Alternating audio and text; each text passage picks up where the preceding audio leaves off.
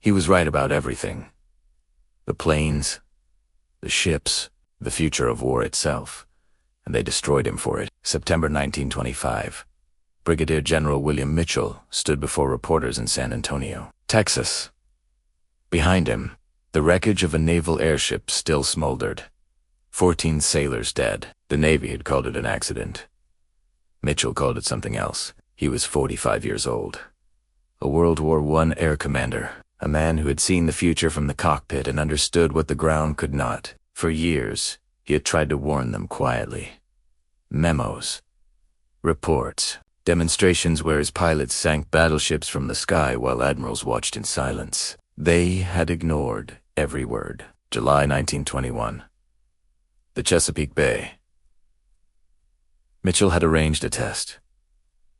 The Navy provided captured German warships. The admirals came to watch, certain their vessels were unsinkable from the air. Mitchell's bombers took off at dawn. Within minutes, the first battleship listed. Within an war. It was underwater. The second followed. Then the third. Cameras recorded everything. The admirals stood on the observation deck, watching their doctrines sink into the Atlantic. The Navy's response was bureaucratic. They questioned the test conditions. They said the ships had been stationary. They said real combat would be different. They said Mitchell's conclusions were premature. Then they filed the report and continued building battleships. Mitchell kept pushing. He wrote articles. He testified before Congress. He gave interviews. Each time, the message was identical. Air power would define the next war. The nation that controlled the skies would control the outcome. The military leadership smiled politely and ignored him. By 1925, his patience had eroded. The airship disaster was not the first incident. It was simply the one that made him stop waiting for permission to speak. The morning after the airship burned, Mitchell drafted a 9-page statement. He did not soften the language. He accused the War and Navy departments of incompetence, of criminal negligence, of failing to prepare the nation for what was coming. He said their leadership was inadequate. He said Americans were dying because of it. He handed the statement to the press. Within hours, it was on every front page in the country. The reaction was immediate. Senior military officials called it insubordination. They called it betrayal. Some called it treason. Mitchell had broken an unwritten rule older than the uniform itself. You do not publicly accuse your superior. You do not humiliate the institution. Even if you are right, especially if you are right. The Army moved quickly. Court-martial proceedings began in October. The trial was held in Washington. The room was packed. Journalists filled the gallery. Mitchell sat alone at the defense table, his uniform pressed, his posture straight. He had been offered a way out, retract the statement, apologize, accept a reprimand. He refused. The trial lasted 7 weeks. 40 witnesses testified. The prosecution's strategy was surgical. They did not challenge Mitchell's knowledge of aviation. They did not dispute his record. They focused entirely on the statement itself. The words he had used, the public nature of his accusations, the damage to institutional authority. The lead prosecutor read the statement aloud. Slowly, every sentence, he paused after each accusation. Incompetence, negligence, criminal administration. The words hung in the air. The military judges sat motionless. Their faces revealed nothing. Mitchell's defense called pilots who had served under him in France, men who had seen him command air units in combat. They testified to his tactical brilliance, his understanding of air strategy, his ability to predict enemy movements from reconnaissance reports. The prosecution did not cross-examine on these points. They were irrelevant to the charge. The defense called engineers, men who had studied the Chesapeake tests. They brought diagrams, calculations, proof that Mitchell's conclusions about battleship vulnerability were technically sound. The prosecution objected repeatedly. The judges sustained most objections. Technical accuracy was not the issue. Insubordination was. On the 4th week, a Navy admiral took the stand. The prosecution asked him one question. Did General Mitchell's public statement undermine military discipline? The admiral answered without hesitation. Yes. The prosecution rested. Mitchell's lawyers argued that truth was a defense, that an officer had a duty to warn of institutional failure. That silence in the face of incompetence was itself a betrayal of duty. The judges listened. Their expressions did not change. The deliberation took less than 2 hours. The sentence was suspension from duty for 5 years. Loss of rank, loss of pay. The army offered him a choice: serve the suspension or resign. Mitchell knew what the suspension meant: 5 years of silence. 5 years watching the institution ignore what he had proven. He chose resignation. February 1926. He left the service. No ceremony, no formal recognition. Just a man walking out of a building in a civilian suit, carrying a briefcase. For the next 10 years, Mitchell wrote a lectorate. He traveled to universities, veterans' halls, civic organizations, anywhere that would give him a platform. He warned anyone who would listen that air power would define the next war, that battleships were obsolete, that nations without air superiority would lose. The audiences varied. Some were hostile. Veterans who saw his court-martial as treason. Officers who believed discipline mattered more than accuracy. Others were sympathetic. Younger men. Engineers. Pilots who had served under him. But sympathy did not translate to influence. Mitchell published articles in aviation journals. Small circulation. Ignored by military publications. He wrote a book, Winged Defense. It sold modestly. The War Department did not respond. The Navy did not respond. His predictions about Japanese air power went unheeded. His warnings about Pearl Harbor's vulnerability were filed and forgotten. In private, some officers agreed with him. They read his work. They acknowledged his points. But publicly, they stayed silent. The institution had made its position clear. Association with Mitchell was career poison. Supporting his ideas meant questioning the court-martial, and questioning the court-martial meant questioning authority itself. Mitchell's health declined. The stress of the trial, the isolation, the financial strain of funding his own advocacy. By the early 1930s, he was speaking less frequently. The invitations came less often. The younger generation of officers had never served with him. To them, he was simply the man who had been a cautionary tale. Some listened. Some listened.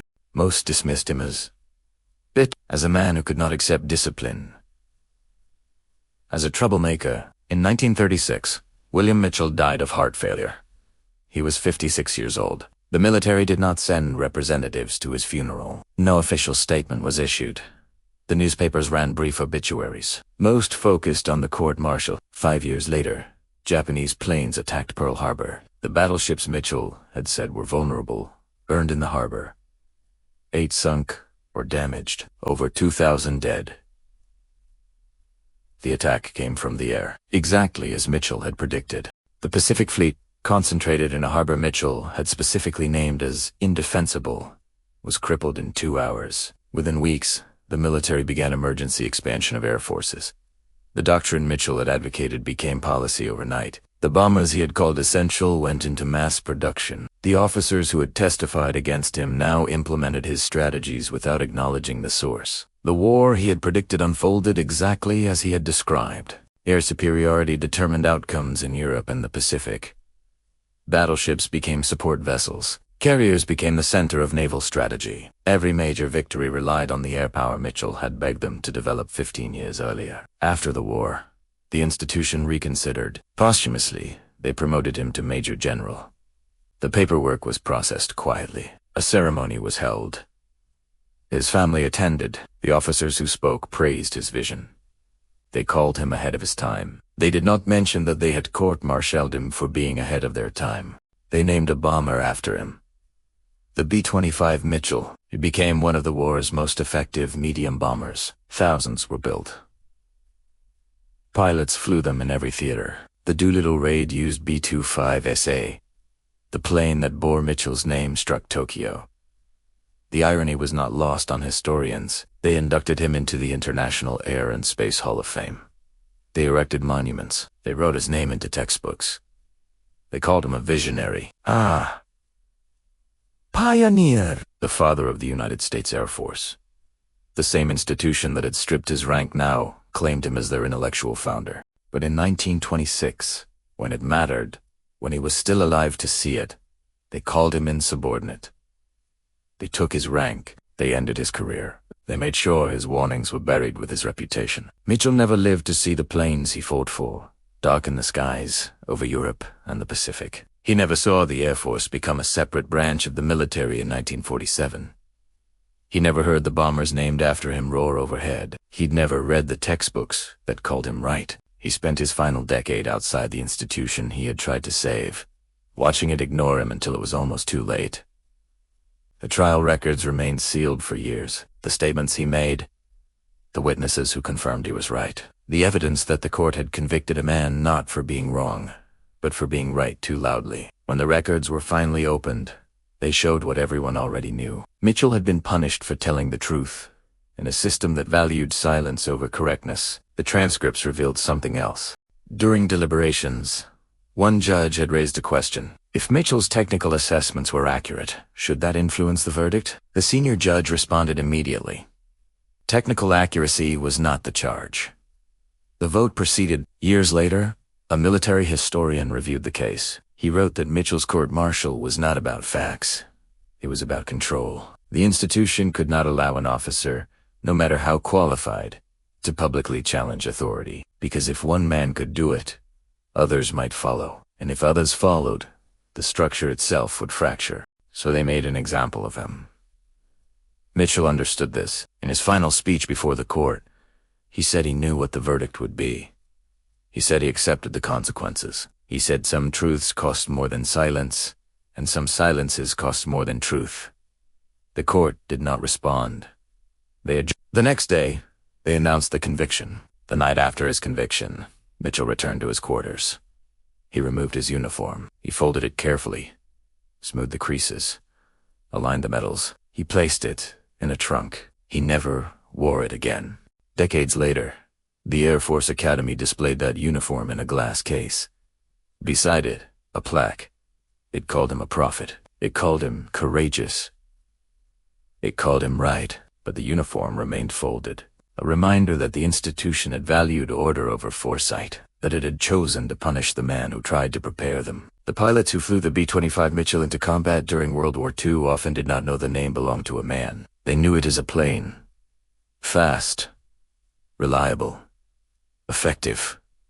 The kind of aircraft that won wars. The kind of aircraft a general once told them they needed and was court-martialed for saying so. Mitchell's family received a posthumous promotion notice in the mail. A letter, a ceremony they could attend if they wished. By then, most of the officers who had convicted him were dead. The ones who remained did not apologize. They simply moved forward. The institution always moved forward. In the military archives, Mitchell's court-martial file sits alongside hundreds of others. Officers who questioned orders, who spoke too openly, who valued mission over hierarchy. Some were later vindicated. Most were not. All were warned the same way. Through process, through procedure, through the quiet dismantling of a career. Mitch's case became a teaching moment, but not the kind he might have hoped for. It taught officers that being right was not protection. That evidence was not enough, that the system rewarded those who stayed inside the lines, even when the lines were drawn in the wrong place. The Air Force War College now includes Mitchell's story and leadership courses. Cadets study the court-martial. They analyze his decisions. The instructors frame it as a lesson in institutional change. They do not mention that the institution waited until he was dead to change. They do not mention that vindication came too late to matter. The bombers kept his name. The textbooks called him a visionary. The academy displayed his uniform, but the lesson the institution learned was older and simpler. Speak quietly.